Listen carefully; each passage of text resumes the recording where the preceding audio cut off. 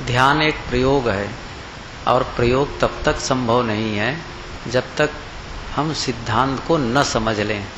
ध्यान क्यों कर रहे हैं और कैसे करें, इस सिद्धांत को जब समझेंगे तब ध्यान हो पाएगा। मैंने पहले कहा कि कुछ न करना ध्यान है। शरीर से कुछ नहीं करते हैं लेकिन मन से बहुत कुछ करते रहते हैं, और ध्यान है मन से भी कुछ न करना। यह कब संभव है? और आप लोग अनुभव किए होंगे कि ये कितना कठिन काम है। फैक्ट्री में काम करना सरल है, खेत में हल चलाना सरल है, दफ्तर में काम करना सरल है, भोजनालय में भोजन बनाना सरल है, कपड़ा धोना सरल है, लेकिन मन से कुछ न करना बहुत कठिन है। जबकि इसे बहुत सरल होना चाहिए, करने में परिश्रम होना चाहिए, न करने में परिश्रम नहीं होना चाहिए। और हम लोग बैठे हैं यहाँ न करने के लिए परिश्रम कर रहे हैं। एक उल्टी प्रक्रिया हमने शुरू की है। तो पुराना जितना अभ्यास है उसका जोर इतना है कि अब करना ही आराम लगता है, न करना बहुत कठिन लगता है। तो न करने की दशा में आना है, ये अचानक नहीं होगा।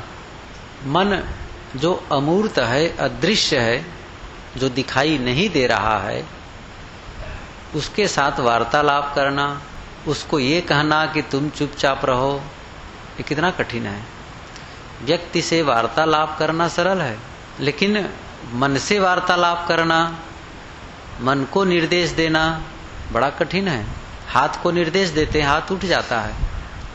पैर को निर्देश देते हैं, पैर उठ जाता है। आँख को निर्देश देते हैं, आँख खुल जाती है, बंद हो जाती है। लेकिन मन से कहो तुम चुपचाप रहो, ये नहीं हो पाएगा। वो निराधार स्थित है।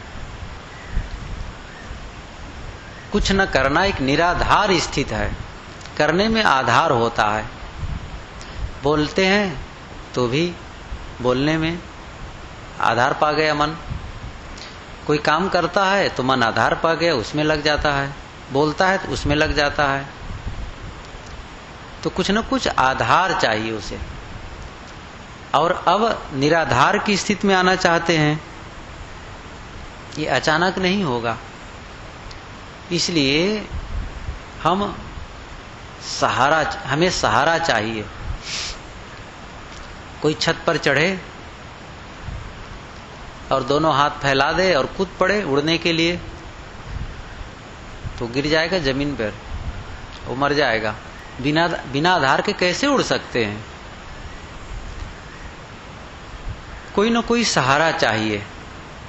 और सहारा लेकर जब हम वहां तक पहुंच जाते हैं, तब वो सहारा जो लिए रहते हैं उसको छोड़ देते हैं। जैसे नदी पार करने के लिए नाव पर बैठते हैं, और नदी पार हो जाती है, नाव छोड़ देते हैं। नाव पर बैठे नहीं रहते हैं। नाव का महत्व है नदी पार करने के लिए। नदी पार हो जाने के बाद नाव छोड़ देते हैं। ट्रेन में बैठते हैं, स्टेशन आता है, ट्रेन छोड़ देते हैं। बस में बैठते हैं, अपना मंजिल आता है, अपनी मंजिल आती है और हम बस छोड़ देते हैं। ऐसे ही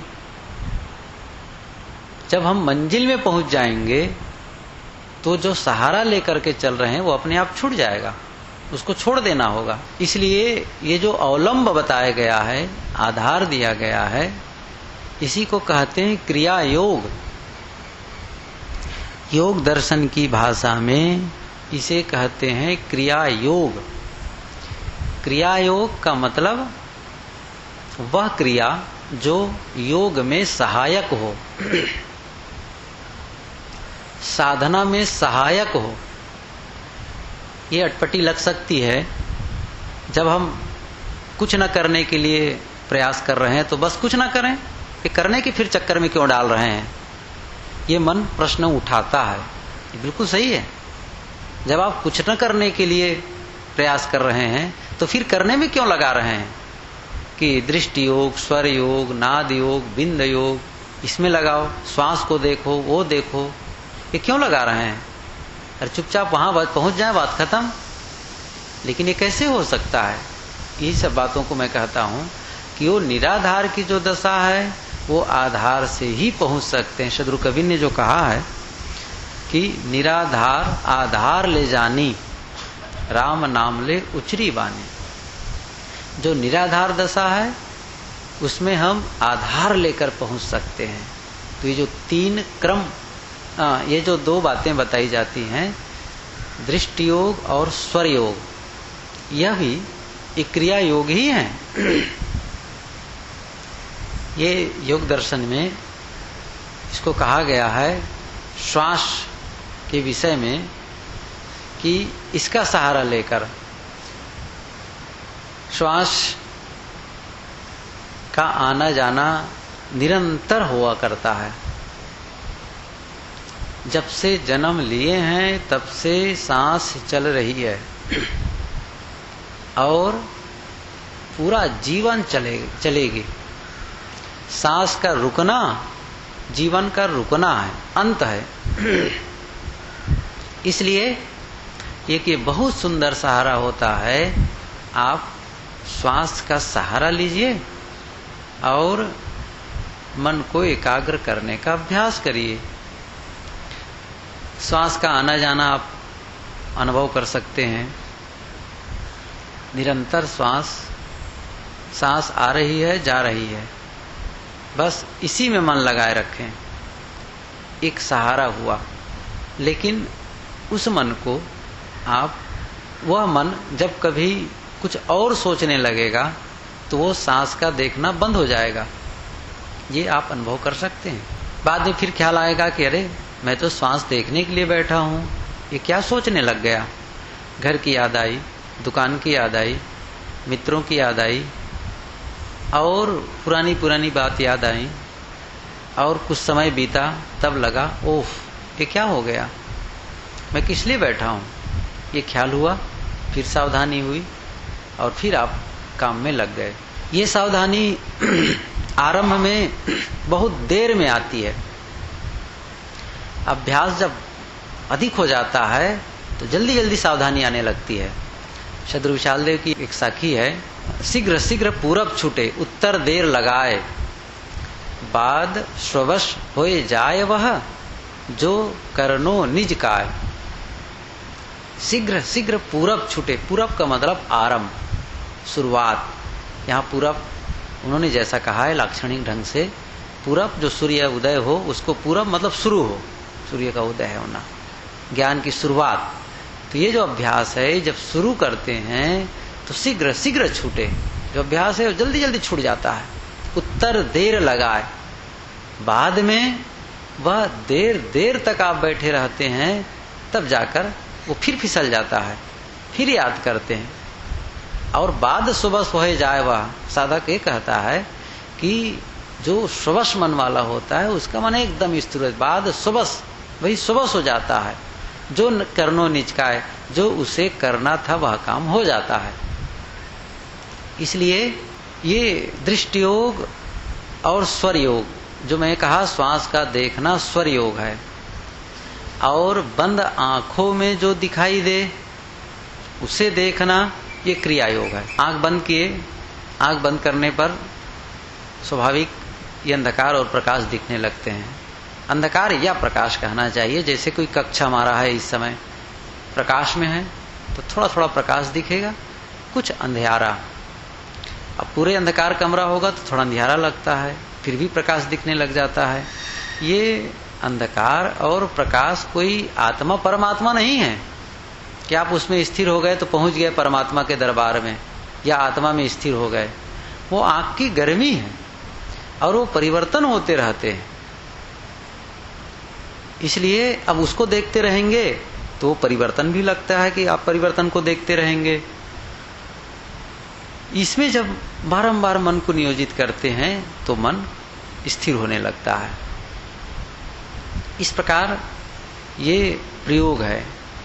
अब जिसको जो सुविधा हो, आरंभ में गुरुदेव जी इसको दृष्टि योग ही कहते हैं, लेकिन किसी किसी को श्वास देखने में आराम होता है, किसी को अंदर आंख बंद करने पर देखने में आराम होता है, वो बड़ी उसको सरल होता है, वही करे, कोई बात नहीं। जिसको जो सरल हो, उद्देश्य क्या है? मन को एकाग्र करना और अंत में उसको अमन कर देना। इसलिए ये कोई नियम नहीं है कि इसी विधा से आप चलें। आप अन्य विधा जानते हैं, कोई बात नहीं, उस विधा को देखिए, लेकिन वो विधा में अटके मत रहिए। आप का उद्देश्य यह है कि मन का अमन होना, कुछ नहीं, खालीपन, पूरा खाली खाली हो गए, निर्वात, तब वो आपकी स्थिति होगी। यद्यपि इस संबंध में चर्चा और विस्तार से होगी, ये तो एक संकेत है। इसलिए ये सहारा लेकर आप सब अभ्यास करें। और मैंने ये भी कहा कि बैठने के लिए जो स्थिर आसन है वह प्रयोग करें।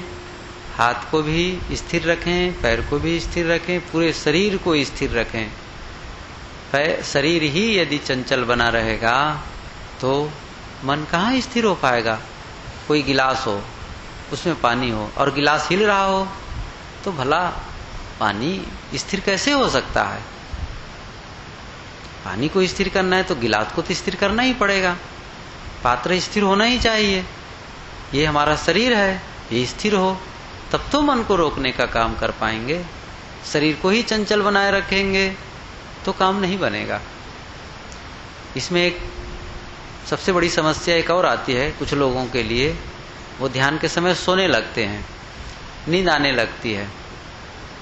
इस संबंध में मैं फिर से कहूंगा कि ध्यान और नींद में कितना साम्य है और क्यों नींद आ जाती है और इसे कैसे दूर करना चाहिए। फिलहाल इतना ध्यान रखें कि कोई नींद न ले, सावधानी से बैठें और मन को एकाग्र करने का अभ्यास करें। उनके साथ बहुत लड़ाई झगड़ा भी करेंगे तो हैरानी हो जाएगी। सरल और सात्विक हो उसके साथ में। आप बस ये देखें कि मन भागा, ये पता चल गया, और जैसे ही पता चलेगा वैसे ही वो विश्राम कर ले, वो रुकेगा। हम भूल जाते हैं, ये सबसे यही असावधानी हम लोगों की होती है कि हम ये भूल ही जाते हैं कि हम ध्यान कक्ष में बैठे हैं ध्यान करने के लिए। याद करते हैं जैसे ही, वैसे ही जो अन्य सोचते रहता है मन, वो छोड़कर फिर से ध्यान में लग जाता है। ये आप लोग अभ्यास करें तो अनुभव करेंगे कि निश्चित है जब जब ख्याल आता है तब तब मन रुकता है। ख्याल जैसे ही खत्म हुआ वैसे फिर बह गए, फिर विचारों में बह गए। इसलिए सभी साधक एवं साधिकाएं ये ख्याल करें। मैंने सिद्धांत की थोड़ी बातें कही उस मन को एकाग्र करने के लिए कि सब लोग स्थिरासन से बैठें, रीढ़, ग्रीवा और सिर ये सिधाई में हो, और थोड़ा से सिधाई में बैठें। बहुत अकड़ के भी ना बैठें, नहीं थक जाएंगे जल्दी। ढीला छोड़ें, शरीर को ढीलापन होना चाहिए। इसीलिए कई विधा ऐसी है जहां पर शिथिलीकरण किया जाता है शरीर को। ये विधा भी है कि शरीर को शिथिल कर दो, पहले ढीला हो जाए, बहुत कड़ा न रखें। इसका मतलब ये नहीं है कि आप ढीले ढाले बैठें। कायोत्सर्ग शिथिलीकरण अलग है और ढीला ढाला बैठना वो अलसाया हुआ मुद्रा नहीं कि आप आलस में अब ढीले बैठे हो, झुक कर बैठे हो, ऐसा नहीं है। सीधे बैठकर भी आप शरीर को ढीला छोड़ सकते हैं। हाथ को, पैर को ढिलाई छोड़ दिए। अब उसके बाद बड़ी सरलता पूर्वक मन को एकाग्र करने का अभ्यास करें। सांस आ रही है, जा रही है, इसको आप देखें। मन रुकेगा और फिर भूल जाए, फिर आ जाए, फिर भूल जाए, फिर आ जाए। ये बारंबार अभ्यास, यही तो अभ्यास है। किस अभ्यास के लिए बैठे हैं? और कोई काम यहां नहीं करना है। ना आपको यहां भोजन की चिंता करनी है, न काम धंधा के लिए सोचना है, न घर द्वार को सोचना है, सब कुछ छोड़कर आए हैं। इसलिए कहीं जाता है तो कहो यह काम इस समय का नहीं है, जिस काम के लिए बैठे हो वह काम करें।